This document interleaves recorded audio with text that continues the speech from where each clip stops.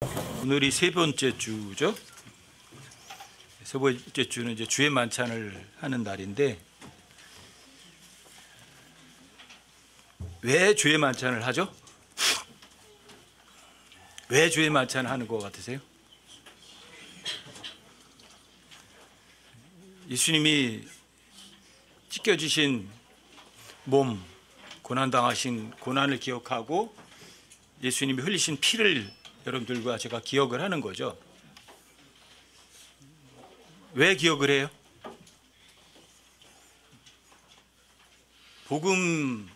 복음이라는 거는 성경 기록대로 그리스도께서 우리의 죄들로 인하여 죽으시고 묻히셨다가 셋째 날에 다시 부활하신 것이 복음이에요. 왜 그걸 믿어요? 하나님께서 그 약속을 해주신 거예요. 여러분들과 제가 복음을 믿으면 하나님과 여러분들과 제가 예수님의 청혼을 받아들인 거거든요. 결혼 약속을 한 거예요. 이 세상에서는 약혼만 하면 아내라고 부르질 않죠. 근데 성경에서는 결혼 약속을 하면 그걸 아내라고 불러요. 첫날 밤 치르지 않았어도. 그리고 마태복음 1장 20절에서 보면 그 마리아가 임신한 게 요셉에게 드러났잖아요. 그렇죠? 그때 하나님께서 그러잖아요. 아직 결혼 안 했어요. 근데 마리아가 임신했어요. 그러니까 요셉이 몰래 끊으려고 하거든요.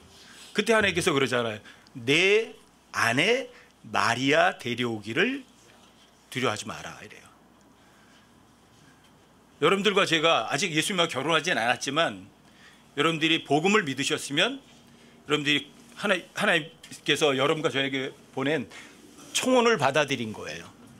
결혼 약속을 한 거예요. 그래서 여러분들과 제가 아직 셋째 하늘에 올라가지 않았지만 여러분과 저를 그리스도의 신부라고 하고 아내라고 부르는 거예요. 오늘은 그래서 큰 신비라는 단어를 가지고 좀 생각해 보려고 하거든요. 여러분과 저는 그리스도인들은 그냥 일상적으로 일어나는 것들을 믿는 사람들이 아니에요. 성경을 믿는 사람들은 이해할 수 없고 설명할 수 없는 것을 믿는 사람들이에요. 여러분들과 제가 이해하고 설명할 수 있는 걸 믿는 사람들이라면 그건 진짜 성경을 믿는 사람은 아니에요. 창세기 1장 1절이 여러분들이 이해하고 설명하실 수 있으세요? 그 메커니즘을 여러분들이 어떻게 이해하고 설명을 하죠? 과학적 증명이 가능한가요? 그래서 진짜 그리스도인들은 신비를 믿는 사람들이에요. 여러분과 저를 성경에서 뭐라고 하냐면 하나님의 신비를 맡은 청지기라고 그래요. 어떤 사람이요? 여러분 고린도전서 4장 1절 한번 열어보세요.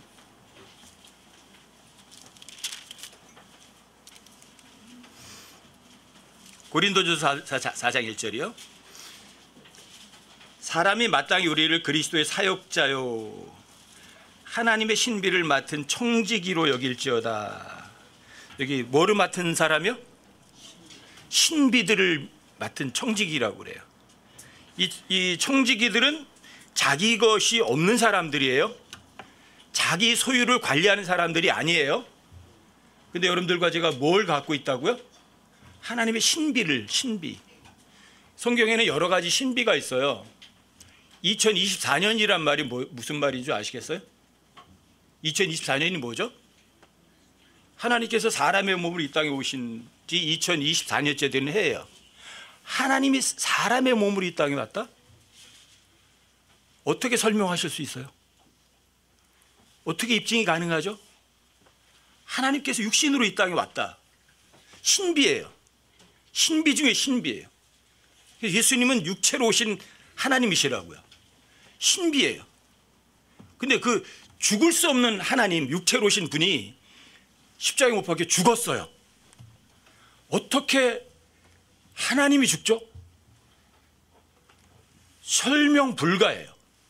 이해 불가능이에요. 근데 그분이 죽으신 이유는 딱 하나예요. 죽을 수도 없는 분이 죽은 거는 죽을 수밖에 없는 사람들을 대신해서 죽으신 거예요. 이 신비예요. 어떻게 하나님 사람의 몸으로 나타나나.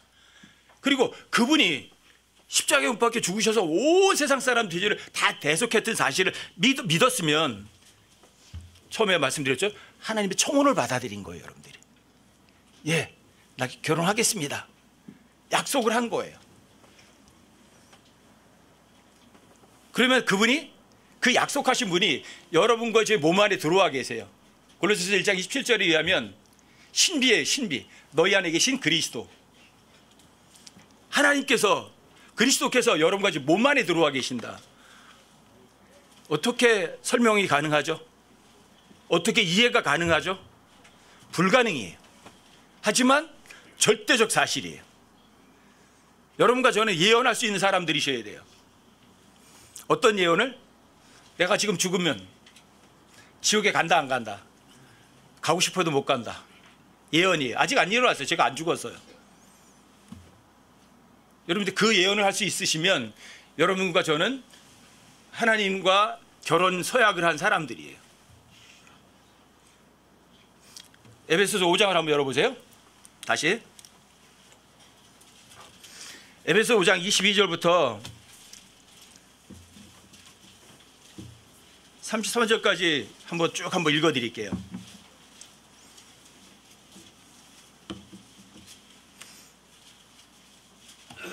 한번 읽어드릴게요. 여기 성경을 전혀 잘 모르시는 분들도 계시니까, 우리 모임에서는 가장 어린 지체가 가장 귀중한 지체고 그 사람이 알아들을 수 있어야만 되거든요. 뭐 여러분들이 신비에 대해서 여기 수십 번 들으신 분들이 많이 계세요. 하지만 수십 번 들었다고 해서 그게 생활이 되진 않아요. 그게 여러분들과 저에게 머리에서 있었다면 마음으로 내려와서 여러분들이 실제로다가 그 신비가 여러분들 삶에서 실제가 되셔야만 돼요. 22절부터 한번 읽어드릴게요. 아내들아, 누구에게요? 아내들아. 여기 이중적이에요. 이 세상에서 아내된 여자들에게도 말하고 또 예수님께는 아내된 사람들에게도 이야기를 해요. 아내들아, 너희 남편에게 복종하기를 주께 하듯 하라. 이는 남편이 아내의 머리됨이 그리스도께서 교회의 머리 되심과 같기 때문이라. 그분은 그 몸의 구원자시니라. 그러므로 교회가 그리스도께 복종하듯 아내들도 모든 일에서 자기 남편에게 복종할지니라.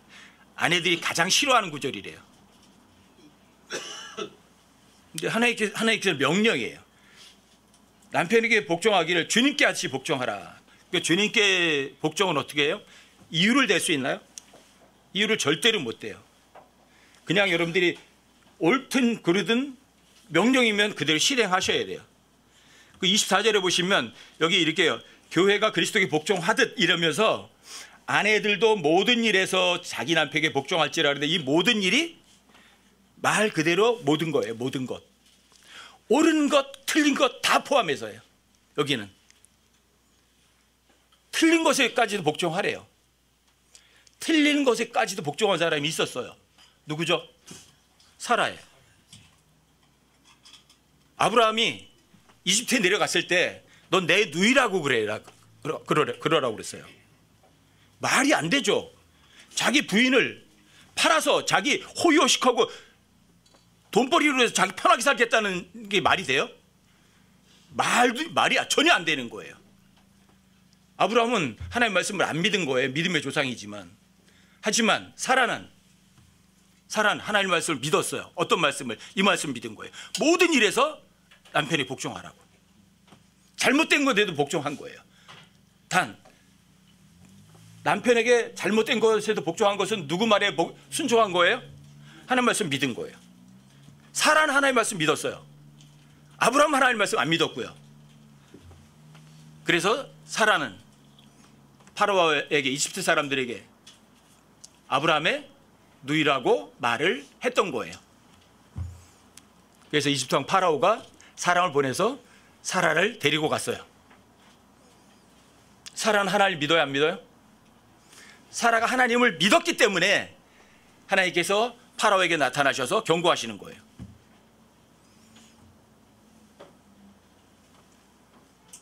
자, 아내들은 남편에게 어떤 것만 복종해라? 옳은 것만, 아니 옳지 않은 것도. 남편은 안 믿었어요. 하지만 아내는 믿으면 돼요. 이걸 여러분들과 저에게 가르쳐 주시는 거예요. 남편에게도 얘기를 하세요. 그 다음에 25절에 보시면 남편들아, 남편은 누구죠? 원래 예수님이세요? 또 이 세상에 있는 실제적인 남편들에게도 해당이 되는 거예요. 남편들아, 너희 아내 사랑하기를 그리스도께서 교회를 사랑하사 교회를 위하여 자신을 주신 것 같이 하라. 이것은 그분께서 말씀을 통해 물로 씻음으로 교회를 거룩히 구별하고 정결하게 하려 하시며, 또 그것을 점이나 주름이나 그런 것이 없는 영광스러운 교회로 자기를 위해 제시하려 하심이며, 교회가 거룩하고 흠이 없게 하려 하심이라. 이와 같이 남자들도 마땅히 자기 아내를 자기 몸같이 사랑할지니 자기 아내를 사랑하는 자는 자기를 사랑하느니라. 여기 자기 아내를 사랑하는 거는 자기 몸같이 사랑한대요. 자기 아내를 사랑하는 자는 자기를 사랑한대요. 이게 무슨 말일까? 첫 아담이 있죠. 마지막 아담이 있죠. 첫 아담은 누구죠? 아담이죠. 마지막 아담은 누구죠? 예수님이시죠. 첫 아담인 아담이 아내를 얻었어요. 어떻게 얻었죠? 아담이 어떻게 얻었죠? 하나님께서 아담을 깊이 잠들게 하셨대요. 그렇죠? 아담을 깊이 잠들게 하시고, 아담이 깊이 잠을 들었더니 그에게서 갈비뼈를 취해서 여자를 만들었어요. 여자는 흙으로 만들어진 존재가 아니에요. 성경이 얘기를 하는 거예요. 아담의 갈비뼈로 만들어진 것이 여자예요. 아담의 갈비뼈면 그 갈비뼈는 누구 거예요? 아담 거예요. 그렇죠? 그러니까 아담이 아내를 사랑하며 누구를 사랑하는 거예요? 자기를 사랑하는 거예요. 왜요? 자기 갈비뼈 가지고 만들어진 게 여자니까요. 그래서 여기 에베소서 5장 28절에서 자, 남자들이 자기 아내를 자기 몸같이 사랑하리라. 무슨 소리예요? 내가 내 갈비뼈 사랑하는 거예요. 내가 나를 사랑하는 거예요. 그래서 자기 아내를 사랑하는 자는 자기를 사랑한다고 되어 있어요. 자기를. 아시겠어요? 그 다음에 여러분 그 29절에 보시면 이렇게 써 있어요. 지금까지 아무도 자기 육체를 미워한 적이 없고 오히려 그것을 양육하고 소중히 여기기를 주께서 교회에게 하신 것 같이 하나니 우리는 그분의 몸과 그분의 살과 그분의 뼈들에 속한 지체들이니라. 이런 까닭에 남자가 자기 아버지와 어머니를 떠나 자기 아내와 결합하여 그 둘이 한 육체가 될지니라. 여기 29절에 보시면 지금까지 아무도 자기 육체를 미워한 적이 없다고 그래요. 여러분들이 내 손 이거 미워하세요? 여러분 내 눈 미워하세요? 여러분들이 내 발 미워하세요? 자기 육체를 미워하는 사람이 있어요? 자기 갈비뼈 미워하는 사람이 있어요?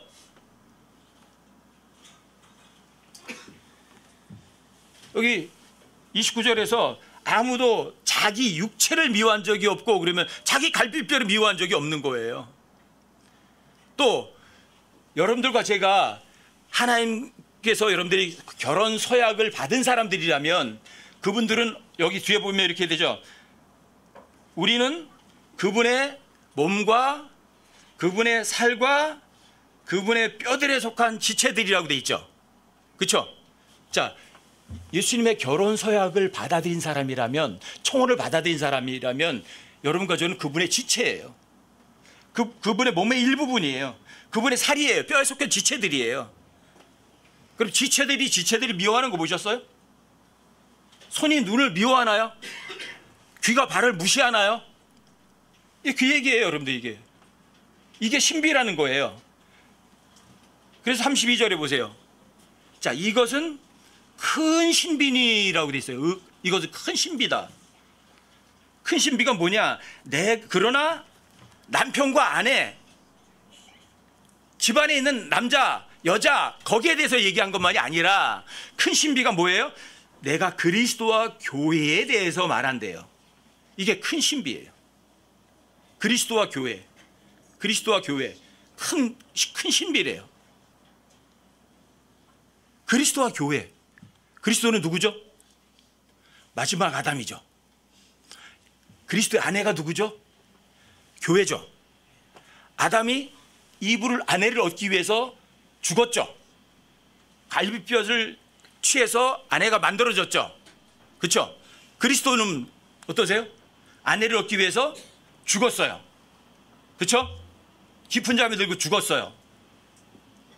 그리고 교회라는 아내를 얻었어요. 큰 신비예요. 신비 중에 신비예요. 성경에 신비라는 단어가 여러 번 나오는데 Great Mystery, 큰 신비라고 하는 건 여기 유일하게 딱 한 번밖에 안 나와요. 그리스도와 교회, 교회와 그리스도. 그리스도는 남편, 교회는 그분의 아내. 여러분들과 제가 교회다. 어떤 사람이에요? 교회는 복음을 믿은 사람들이 교회죠. 그렇죠? 여러분들이 그 복음은 하나님께서 여러분들과 준 청원서예요. 청원. 너 나하고 결혼해 줄래? 여러분들이 그걸 받아들이면 그분의 아내가 된 거예요. 여러분들이 가나 혼식이라는 영화들도 보시고 옛날에 한참 더 그러셨죠. 이스라엘 사람들의 결혼식을 보면 여러분들이 이 큰 신비를 이해를 하는데 어렵지 않으실 거예요. 이스라엘 사람들이 어떤 남자와 어떤 여자가 남편과 아내가 되려면 남자가 그 여자에게 찾아가서 청혼을 해요. 청혼을 해요. 여자가 청혼하는 게 아니라 남자가 청혼을 하는 거예요. 그리고 상황을 설명을 하는 거죠. 자기 소개를 해주는 거죠. 내가 이런 사람이다. 어떤 사람이다. 나 당신을 위해서 이렇게 하겠다. 이야기를 해요. 자, 그게 서약이에요. 결혼 서약. 그게 청혼을 내미는 거예요. 그럼 그 여자가 청혼을 내밀면서 그 앞에다가 포도즙을 한 잔을 놔요. 네가 이 잔을 마시면 청혼을 받아들이는 거고, 거절하면 청혼을 거절하는 거예요. 근데 그 여자가 청혼을 받아들여서 마셔요. 무슨 얘기냐? 여러분들과 저에게 예수님께서 청혼하신 거예요. 너 정말 죄인이잖아. 넌 죄인이기 때문에 하늘나라에서 나하고 같이 살 수는 없어. 하지만 내가 널 위해서 피를 흘려서 고난을 당해서 네가 지옥에 갈 지옥을 내가 대신 가서 너하고 나하고 하늘나라 가서 영원히 살 수 있어. 너 나하고 결혼해 줄래? 그게 복음이에요. 받아들이면 여러분과 저는 하나님의 청혼을 받아들인 거예요. 아내가 된 거예요. 여러분들이 구약에서도 보면 이삭은 예수님의 예표거든요. 아브라함은 아버지 하나님의 예표고 이삭은 예수님의 예표예요. 근데 이삭의 아내를 얻기 위해서 엘리에셀이 어디까지 가요? 고향으로 가요. 그리고 여러 가지 예언을 하고 미리 준비를 해요. 근데 리브가가 하나님께서 예비한 여자예요. 그렇죠? 그래서 리브가에게 남편이 될 사람에게 대해서 설명을 다 해줘요. 재산이 얼마가 있고 뭐가 있고. 그리고 리브가에게 물어보는 거예요. 그랬더니 리브가 뭐라 그래요? 리브가에게 물어봤죠? 라반이. 자, 내가 이 사람과 함께 가겠느냐? 자, 리브가의 자유를 선택해요? 아버지가 강제로 보냈어요? 리브가 그러잖아요. 내가 가겠나이다. 여러분들과 제가 예수님이 내 죄로 인해 십자가에 못 박혀 죽으시고 장사되고 부활하셨다. 그걸 여러분들이 마음으로 믿겠습니다. 사실이니까요. 그럼 여러분들과 제가 나는 그분과 결혼하겠습니다 하고 여러분들이 결혼 서약서에다가 도장을 찍어준 거예요. 그리고 여러분들과 제가 그분이 내민 포도즙을 마신 거예요. 그분이 흘리신 피가 여러분들과 저에게 마음으로 마셨기 때문에 여러분들이 그 포도즙 잔을 마신 거라고요. 여러분들과 제가 포도즙 잔을 마시면, 자, 청혼을 받아들이면 그 남편은, 신랑은 이렇게 얘기하는 거예요. 내가 당신하고 결혼할 때까지 다른 여자하고 다시 이런 포도즙 잔을 마시는 일은 없을 거다. 다시 약속을 하는 거예요. 왜요? 내가 저 여자하고 포도즙 잔을 놓고서 약속했잖아요. 또 다른 데 가서 마실 수는 없잖아요. 그래서 내가 하늘에서 당신이 같이 마실 때까지는 다시는 포도나무에서 열매에서 난 것을 먹지 않겠다고 예수님도 약속하셨잖아요. 그리고 어디로 가요? 신혼집을 마련하려고 아버지에게 돌아가는 거예요. 예수님 돌아가셨어요. 여러분과 저를 위해서 처소를 마련하러 가셨어요. 처소를 다 마련하면 다시 오시겠죠. 예수님도 가시면서 말씀하셨잖아요. 내가 너희와 함께 포도나무에서 난 것을 새롭게 마시는 그날까지는 마시지 않겠다고 약속하셨잖아요. 그리고 여러분과 저를 위해서 처소를 마련하러 가셨잖아요. 그리고 처소를 다 마련하면, 자, 남편도 청혼을 받은 신부도 신랑도 둘 다 자, 결혼식 준비해야 돼, 안 해야 돼요? 남편은 처소를 마련하러 갔고요. 신혼집 마련하러 갔고요. 자, 신부는 어떻게 해야 돼요? 신랑이 오실 때까지 더럽게 살아야 돼요? 깨끗하게 살아야 돼요? 여러분들이 정말 깨끗하게 살아야 된다고요. 신랑도 신부도 전부 다 결혼식 준비를 하는 거예요. 근데 그 결혼식이 신부가 결혼 준비가 다 끝나서 결혼식 날짜를 정해주는 거는 누가 해요? 아버지가 하는 거예요. 그건 아들도 몰라요. 아무도 몰라요. 그 결혼식 날짜는. 아버지, 결혼식 준비 다 됐습니다. 처소 완변이 됐습니다. 저 밑에 신부들 내려다 보니까 다 준비 끝났습니다.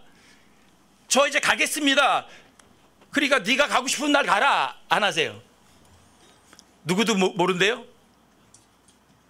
천사들도 모르고 아들도 모르고 아버지만 아시는 거예요. 왜? 그 날짜 정해주는 건 아버지가 정해주시니까. 아들도 모른다고요. 아들도 모르니까 내 신부 될 사람에게 미리 알려주고 싶어도 못 알려줘요. 그게 이스라엘의 혼례식이에요. 그게 혼인이에요. 그 신혼집은 여러분들과 제가 아는 계시록 21장에 가면 새 예루살렘이 신혼 살림할 집이에요. 실제 규격까지 나와 있어요.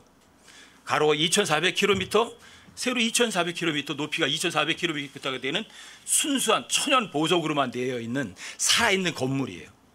거기는 전기도 필요하지 않아요. 햇빛도 필요하지 않고 달도 필요하지 않아요. 왜요? 어린 양이 그 성에 비치기 때문에. 해달도 필요하지 않아요. 건물이 살아있어요. 거기 생명나무가 있고. 그게 여러분과 제가 예수님과 함께 영원토록 거할 신혼집이에요. 거기에 다 마련이 됐을 거예요. 마련하시면 다시 오세요, 안 오세요? 당연히 오시죠. 당연히 오시죠. 여러분들과 제가 정말로 다시 오실 예수님을 기다리는 예수님의 신부가 정말 되셨나요? 그게 중요해요. 여러분들과 제가 예수님의 신부로 예수님을 기다린 사람들이냐는 거죠.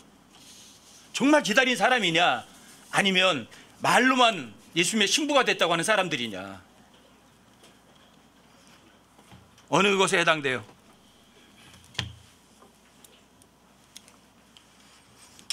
첫 아담은 자기가 죽음을 통해서, 갈비뼈를 통해서 아내를 얻었어요. 마지막 아담이신 예수님도 죽음을 통해서 여러분과 저를 얻었어요. 성경 기록대로 그리스도께서 우리의 죄를 위하여 죽으셨어요. 그리고 묻히셨다가 셋째 날에 부활하셨어요. 복음이에요. 왜 사실이죠? 왜 사실이죠? 성경에 기록되어 있으니까 사실인 거예요. 왜 여러분들이 신비를 믿죠? 왜 설명할 수 없고 이해할 수도 없는 걸 여러분들이 왜 믿죠? 성경에 기록되어 있으니까 믿는 거예요. 제가 여러분들에게 가장 중요하게, 가장 반복해서 여러분들 머릿속에 심어주고 싶은 게 뭐냐면 이거예요. 성경 기록은 곧 하나님과 동일하다는 거예요. 성경 기록이 말하면 그건 하나님이 말씀하신 거라고요. 하나님만 참되시고 사람은, 그 어떤 사람도 몽땅 다 거짓말쟁이라고요. 아시겠어요? 자, 성경 기록대로 누가 그리스도께서 우리의 죄들을 위해 죽으셨다고 써 있어요. 그리고 묻히셨다가 셋째 날에 다시 부활하셨다고 기록되어 있어요. 그리고 게바에게 보이시고 12제자에게 보이시고 한 번에 500명이 넘는 사람들에게 한 번에도 보이셨대요. 왜 여러분들과 제가 그걸 믿을 수 있죠? 왜? 근거가 뭐죠? 성경에 기록돼 있으니까 믿을 수 있는 거예요.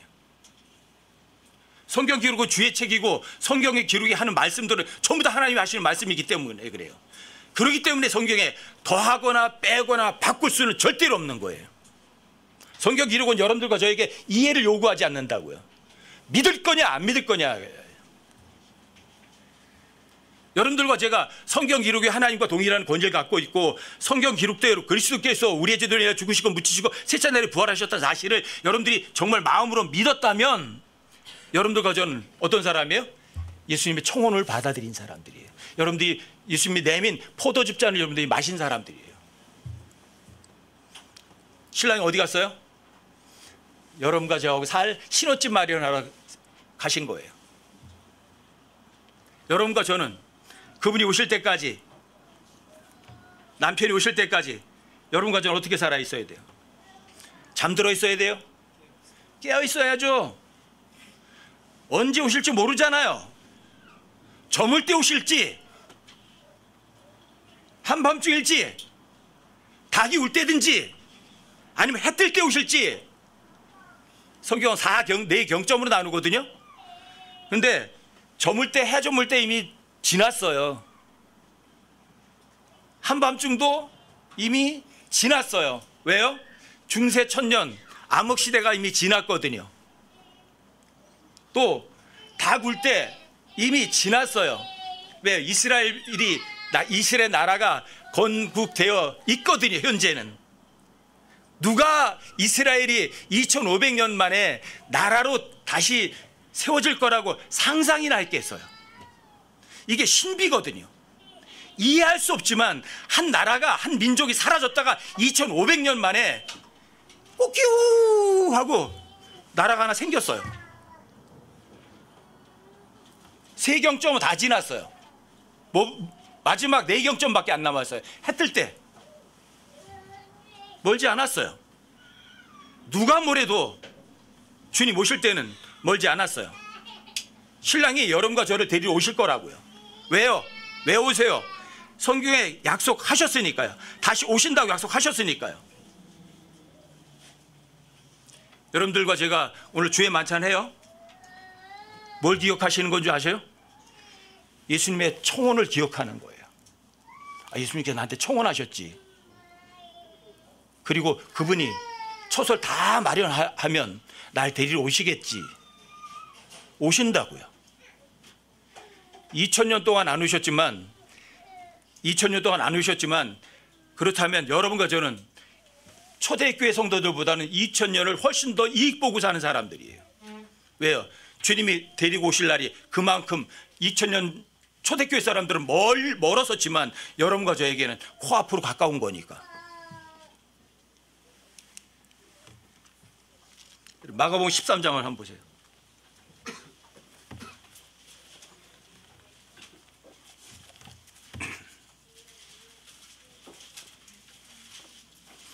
마가복음 13장 35절부터 37절까지 한번 읽어드릴게요.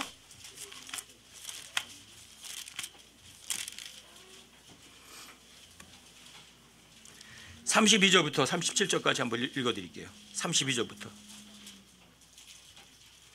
그러나 그 날과 그 시각은 결코 아무도 알지 못하나니 하늘에 있는 천사들도 알지 못하고 아들도 알지 못하며 아버지만 아시느니라. 너희는 주의하라. 깨어 기도하라. 그때가 언제인지 너희가 알지 못하느니라.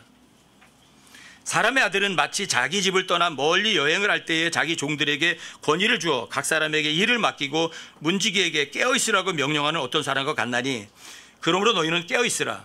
집주인이 어느 때에 올지, 저물 때일지, 한밤중일지, 닭 울 때일지, 아침녘일지 너희가 알지 못하느니라. 그가 갑자기 와서 너희가 자는 것을 보지 않도록 하라. 깨어 있으라. 내가 너희에게 말하는 것은 모든 사람에게 말하는 것이니라. 주님 오시면 기다리시는 거 맞나요?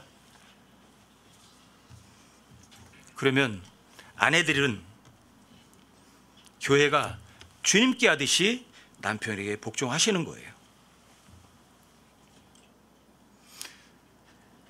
처음에 하나님께서 아담과 이브를 만드셨죠. 아담은 남편이고 이브는 아내죠. 그리스도와 교회의 모형이기도 하죠. 또 교회는 남편과 아내, 그리고 남편과 아내 사이에서 낳은 아이까지 가정이에요, 가정.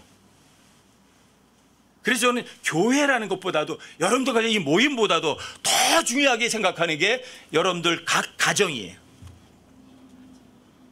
남편이 교회 가지 마라 그러면 안 오셔야 돼요. 남편 말에 복종하세요. 잘못됐어도. 왜? 그게 성경이 말하는 거예요. 그게. 남편에게 복종하세요. 내가 왜 또 저런 남자에게 복종해? 저런 남자에게 복종하는 게 아니라 그 하나님의 말씀에 복종하는 거라고요. 하나님께서, 자, 교회가 주님에게 복종하듯이 복종하라고 그랬으니까 여러분들 그 말씀을 믿는 거지, 그 남편에게 복종하는 게 아니에요.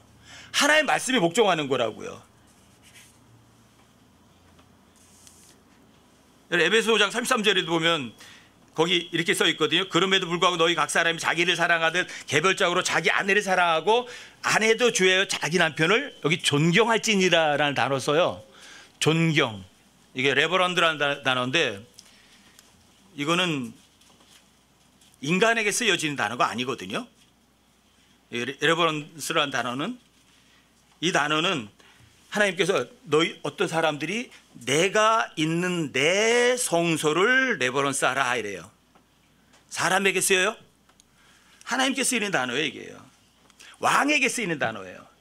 에스더서에도 보면 에스더가 왕에게 이 레버런스 하라고 그래요. 거기는 경의라고 번역을 해놔요. 이 레버런스라는 단어를 흠정적은 뭐 다 이렇게 다르게 번역을 해놨어요. 어디서 존중, 어디에서는 경의, 어떤 때는 또 존경, 어떤 때는 공경 이렇게 쓰였는데 그 단어들이, 자, 내 성소, 왕, 하나님의 아들, 또 아버지, 하나님 아버지에게 쓰이는 단어예요. 이게 레버런스라는 단어가. 근데 요즘에 희한하게 이 레버런스라는 단어를 목사들이 써요.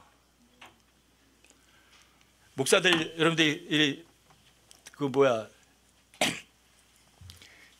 뭐죠 이거? 명함을 받아보면 앞에다가 REDB 이렇게 써 있어요. 그리고 이름을 써놓고 뒤에다 패스터 이렇게 써 있어요. 근데 이 레버런스라는 단어는 인간에게 쓰여진, 목사에게 쓰여진 단어가 아니에요. 이거 하나님께 쓰이는 단어예요. 근데 여러분들과 저도 마치 자기 남편을 레버런스 하라는 건 뭐예요? 남편을 그리스도께 하라는 거예요. 하나님께 하라는 거예요. 목사들이 이 레버런드라는 단어를 자기들이 써먹으니까 사람들이 전부 다 목사에게 인정받고 싶어 하는 거예요. 왜? 목사가 하나님의 위치를 점하고 있으니까.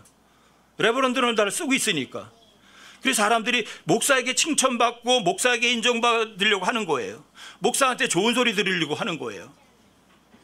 이게 마귀가 단어 가지고 여러분과 저를 속이는 방법이에요. 이게 레버런드라는 단어를 어디다가 써먹어요? 목사가 써먹으니까 목사가 하나님 위치가 돼버리니까 사람들이 하나님에게 인정받는 것을 누구한테 인정받는 거? 목사에게 인정받는 게 하나님께 인정받는 거라 착각하는 거예요. 저도 어렸을 때 그렇게 살았다고요. 목사님에게 좋은 소리 들으면 하나님께 좋은 소리 듣는 거라고, 목사에게 축복받는 거 하나님께 축복받는 거라 생각한 거예요. 근데 성경에 의하면 저같이 성경을 가리킨 사람은 머리가 아니에요. 뭐예요? 뭐예요? 고린도서 2장 19절에 의하면 마디와 힘줄이래요. 저 같은 사람은 머리가 아니라고요. 앞에서 여러분들과 지휘하고 지휘하는 사람이 아니라고요. 마디와 힘줄이라고요. 자, 손이 일을 하려면 뭐가 움직여줘야 돼요? 마디가 움직여줘야죠. 마디가 안 구부러지면 손이 일을 못해요. 힘줄이 있어야 힘을 내죠. 머리가 아니라고요. 근데 마디와 힘줄이 일하는 거는 누구의 지시에 의해서? 머리이신 예수님의 지시에 의해서 움직일 뿐이라고요. 그래서 여러분들에게 제가 부탁하는 거예요.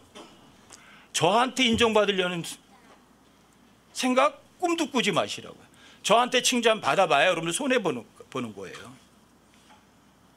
저한테 잘 보여봐야 여러분들에게 손해예요. 되돌아갈 거 아무것도 없어요. 사람들에게 칭찬받을 생각 꿈도 꾸지 마시라고요. 저 같은 사람은 뭐 에베소 4장 16절이나 골로새 2장 19절에 의하면 마디와 힘줄이라고 성경이 얘기를 하니까요. 그래서 여러분들과 제가 뭔가 좀 더 원활하게 할 수 있도록 제가 도움을 드린 사람뿐이지 하나님처럼 레버런드라는 단어를 쓸 만한 사람이 아니라고요. 아시겠어요? 그런데 여러분들과 저는 남편을 누구에게 하는 것처럼 그리스도께 하듯이 여러분 레버런드 하는 거예요. 존경해 드리는 거예요. 여러분들이 존경한 만큼 여러분들에게 되돌아가는 거예요. 남편들은요. 남편들도 마찬가지죠. 남편들도 아내를 어떻게 해야 돼요? 여기 에베소 5장 25절에 보면 뭐라고 되어 있어요? 남편들아 너희 아내 사랑하기를 그리스도께서 교회를 사랑하사 교회를 위하여 자신을 주신 것 같이 해라. 예수님이 교회 때문에 자기 목숨 주셨어요. 감춰놓고 안 준 거 있으세요? 예수님이 자기 아내를 위해서 모든 거 다 주셨어요. 감춰놓은 거 하나도 없어요. 여러분들과 제가 당당하게 부자로 이 세상을 살아갈 수 있는 근거 구절들이 많아요. 근데 특히 에베소 1장 3절 같은 경우는 여러분들과 저에게 하늘이든 하늘의 처소들이든 모든 영적인 복을 주실 거래요. 이미 주셨대요. 주실 거라고 하셨어요. 이미 주셨다고 돼 있어요. 여러분들과 제가 내가 정말 죄인이고 내 죄 때문에 십자가에 못 박혀 죽으시고 장사되고 부활하셨구나. 이게 절대적 사실이구나. 믿는 순간에 주님께서는 하늘의 처소들에 있는 거는요. 나쁜 거 하나도 없어요. 하늘의 처소들은. 근데 모든 거 다 주셨어요. 안 주신 거 있어요? 예수님이 여러분과 저를 그렇게 사랑하셨어요. 그렇다면 가정에 있는 남편들도 마찬가지. 아내 사랑하는 거 자기 사랑하는 거거든요. 그럼 그 안에 내 지체에게 내 것을 모든 몽땅 다 주는 게 뭐가 손해 가나요? 너무 당연한 거 아니에요? 너무 당연한 거 아니에요? 아내를 위해서라면 여러분 목숨을 던지세요. 어떤 사람들이 그래요. 남편이 아내를 위해서 목숨을 던지려니까 그러면 그럴 리는 없지만 물에 아내하고 딸이 떠내려간대.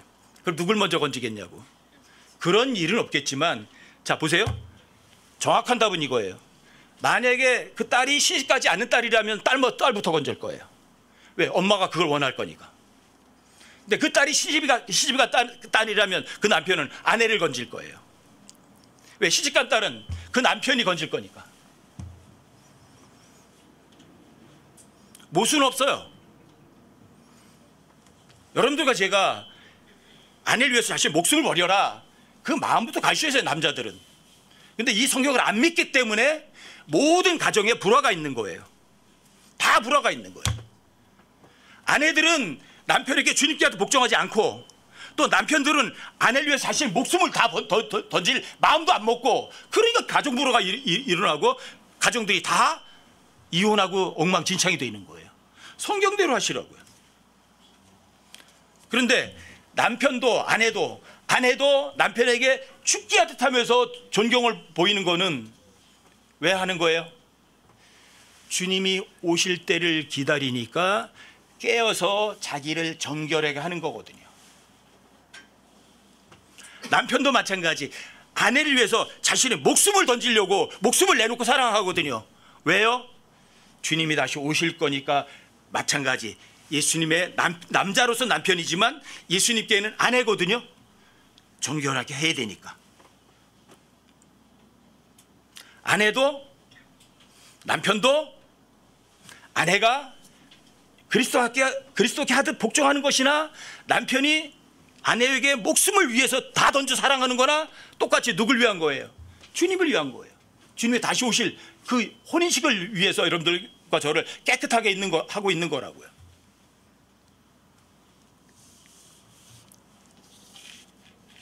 성경은 사랑하라고 그래요? 미워하라고 그래요? 누구까지 사랑하래요? 원수가 어디 갔는데? 이북 땅에 있는 김일성이가 원수예요? 원수는요, 여러분들과 저에게서 가장 가까이 있는 사람이 최고의 원수예요. 멀리 있는 사람이 가까이 있는 사람, 제일 가까운 사람, 특히 한 몸 붙어 있잖아요. 근데 신비죠. 남편과 아내는 둘이에요. 근데 하나라고 그래요. 이게 신비거든요. 근데 남편을 사랑을 못하고 아내를 사랑하지 못하면 누굴 사랑하지 못하는 거예요? 원수를 사랑 못하는 거예요. 어떤 프로그램에서 그런 얘기가 나왔대요. 뭐 남편을 갖다가 4글자로 표현하면 뭐냐 그랬더니 뭐 인꼬부부 이런 말이 나올 줄 알았대요. 근데 할머니가 뭐라 그래요? 평생 원수. 저 남편 뭐야? 네 글자로 말해보라고. 인꼬부부라고 그럴 줄 알았더니 평생 원수. 근데 하나님께서 평생 원수 주신 건 너무 감사한 거예요. 왜요? 원수를 사랑할 수 있는 기회를 주셨거든요. 왜 원수를 사랑해요? 여러분들이 주님의 다시 오심을 기다리기 때문이에요. 여러분들이 주님의 청혼을 받아들였기 때문에 그분이 다시 오셔서 여러분과 저를 아내로 진짜 혼인식을 할 거기 때문이에요. 주님 오실 때 썩어 빠진 열매 드릴 거예요? 아니면 정말 좋은 열매 드릴 거예요? 어떤 열매 드릴 거예요? 여러분, 솔로몬의 노래 아가서 부는 술람미 여인하고 왕하고의 연애를 이야기하는 거고 또 교회하고 예수님 이야기거든요. 여러분 한번 찾아보세요. 아가서 4장 16절.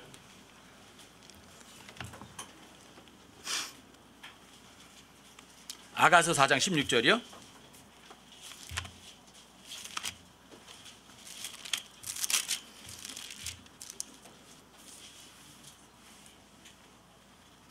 오 북풍아 깨어라. 오 너 남풍아 오라. 내 동산에 불어서 그곳에 향료를 흘려보내라.